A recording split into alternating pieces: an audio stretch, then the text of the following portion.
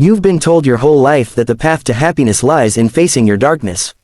Carl Jung, the great psychologist, said that to become whole, you must embrace your shadow, the parts of yourself you hide, the parts you fear, the parts you hate. But what if he was wrong? What if the very act of digging into your shadow isn't healing you, but breaking you apart? What if the deeper you go into your soul, the more lost you become? Picture this. You're standing in front of a mirror, staring into your own eyes, searching for answers. You've read the books, meditated for hours, chanted mantras, and journaled your pain. You've done everything the spiritual gurus told you to do. And yet, there's a heaviness in your chest that won't go away. A quiet voice whispers in the back of your mind, "Why do I feel more broken now than I did before I started this journey?" Here's the contradiction that will shake you to your core. What if the spiritual path, the one you've poured your heart into, is the very thing making you more depressed? What if the harder you try to awaken, the deeper you sink into despair? Now, let me ask you this, and feel the weight of these questions in your bones.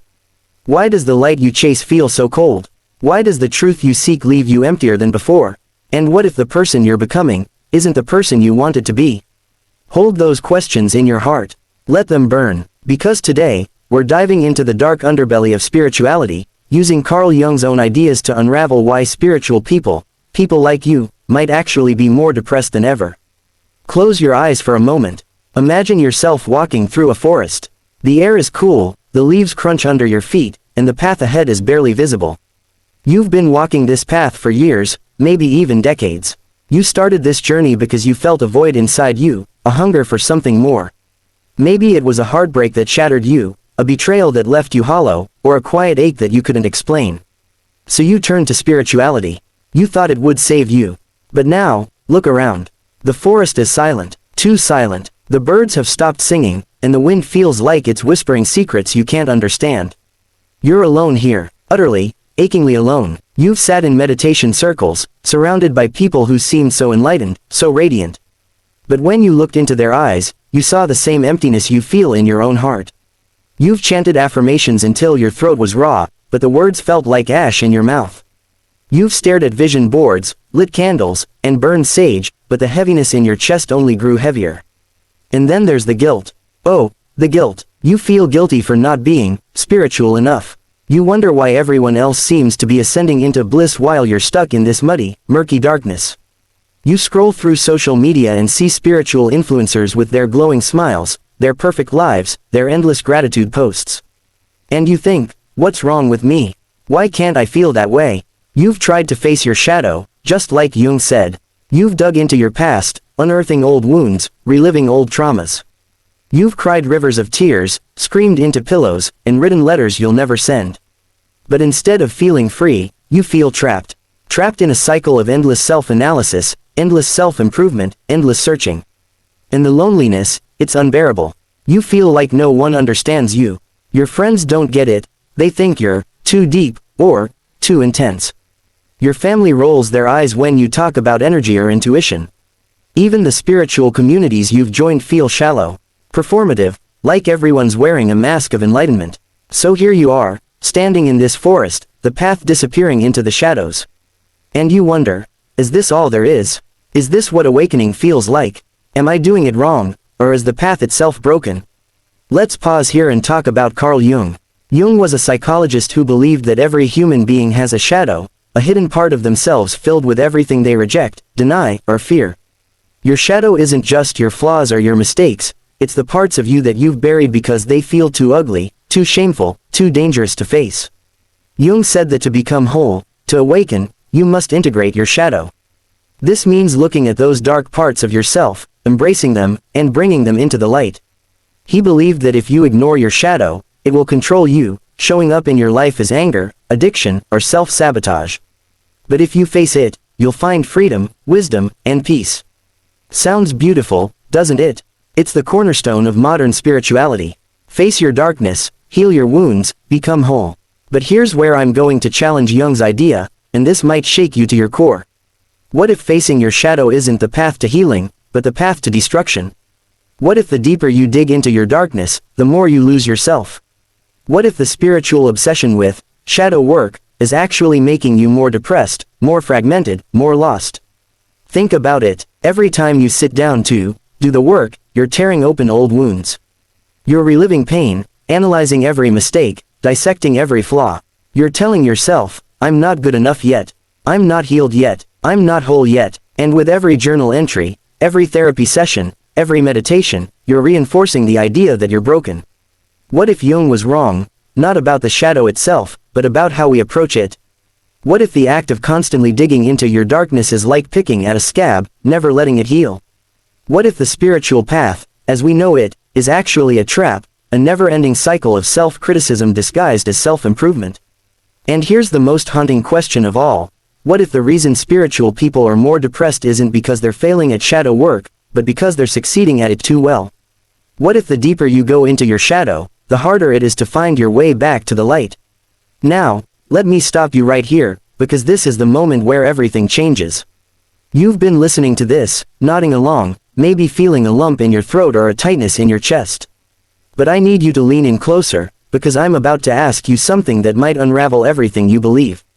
So what if I told you the very thing you believe is healing you, is slowly silencing your soul? Would you be willing to let it go? Take a deep breath, feel the weight of that question. Because right now, you're standing at a crossroads. On one path, you keep doing what you've always done, digging, analyzing, searching, striving. On the other path, you dare to do something radical, you stop. You let go, you surrender. Which path will you choose? Now, let's step into the light for a moment. Let's breathe, because here's the truth that Jung didn't tell you, the truth that the spiritual gurus won't tell you: you are not broken. You never were. Yes, you have a shadow. Yes, there are parts of you that feel dark, messy, ugly. But what if the problem isn't the shadow itself, but the way you've been taught to see it? What if the spiritual path has tricked you into believing that your shadow is something to fix, something to conquer, something to overcome? Here's the reframe that will set you free: your shadow isn't your enemy. It's not a monster hiding in the dark. It's a part of you, a sacred, beautiful, wounded part of you. And it doesn't need to be integrated, or healed, or transcended. It needs to be loved. Think of your shadow like a scared child, hiding in the corner of your heart. Every time you dig into it, analyze it, or try to fix it, that child flinches, retreats, hides deeper. But what if, instead of digging, you simply sat down next to that child? What if you held its hand, looked into its eyes, and said, I see you. I love you. You don't have to change. This is the secret that spirituality has forgotten. Healing doesn't come from fighting your darkness. It comes from embracing it, not as a project, not as a problem, but as a part of your soul's story. And here's the deeper truth. The reason you feel so depressed, so lost, so empty, isn't because you're failing at spirituality. It's because you've been chasing a lie that says you need to be perfect, enlightened, whole. But you are already whole.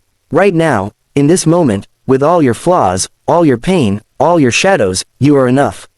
So let go of the endless striving. Let go of the need to do the work. Let go of the belief that you're broken. Instead, turn inward with softness, with kindness, with love. See your shadow not as a burden, but as a gift that makes you human, a gift that makes you real. Now, let's come home. Close your eyes again, and imagine yourself standing in a meadow.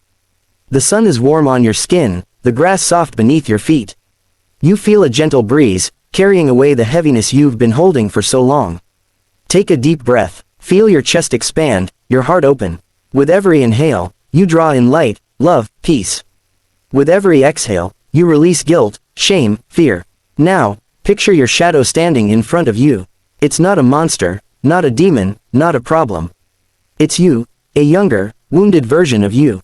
Look into its eyes, see the pain, the fear, the longing. And instead of trying to fix it, instead of trying to heal it, simply reach out and take its hand. Whisper to it, I see you. I love you. You are enough. Feel the warmth of those words spreading through your body, like a golden light filling every corner of your being. Feel the weight lifting, the darkness softening, the loneliness fading. You are not alone. You never were. Your shadow isn't here to hurt you. It's here to remind you of your humanity, your depth, your beauty. Now, open your eyes. Look around you. The world is still here, but it feels different now, doesn't it? Softer, brighter, kinder. You don't need to chase enlightenment. You don't need to fix yourself. You just need to be. Right here, right now, in this moment. Remember where we started. I told you that Carl Jung might have been wrong, that the deeper you go into your shadow, the more lost you become. I asked you if the spiritual path, the one you've poured your heart into, might actually be making you more depressed. But now, you see the truth. The problem isn't the shadow. The problem isn't even the path. The problem is the way we've been taught to walk it, with force, with struggle, with endless striving. So here's the final contradiction, the one that will set you free. The deeper you go into your shadow, the more lost you become, until you stop digging and start loving. The spiritual path makes you more depressed, until you realize that the path isn't about becoming someone else, but about remembering who you already are. You are not broken. You are not lost. You are a soul, a star, a story. And your shadow, it's not a curse, it's a constellation, a map of every wound, every dream, every tear that has made you who you are. So walk gently, dear one. Walk softly, and remember, the light you seek isn't out there, in some distant future, in some perfect version of yourself. The light is here, now, within you, shining through every crack, every shadow, every beautiful, messy part of your soul.